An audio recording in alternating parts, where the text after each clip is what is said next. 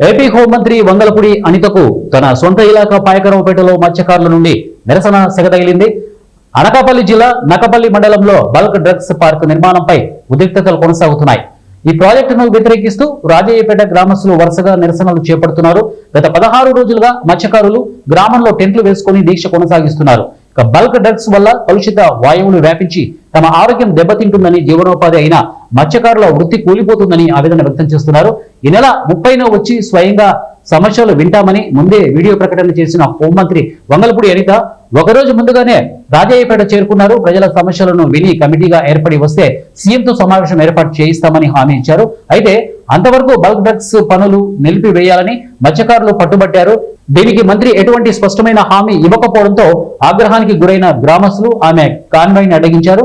కొద్దిసేపు ఉద్రిక్తత నెలకొన్న మంత్రి స్వయంగా దిగివచ్చి ప్రజలకు నచ్చజెప్పారు. చివరికి సీఎంతో చర్చలు జరిగే వరకు బల్క్ డ్రగ్స్ పనులు నిలిపివేస్తాము అని హామీ ఇవ్వడంతో ఉద్రిక్తత చల్లారింది. ప్రజలు కాన్వాయ్కి అడ్డంకులు తొలగించడంతో హోంమంత్రి అనిత తన నివాసానికి చేరుకున్నారు.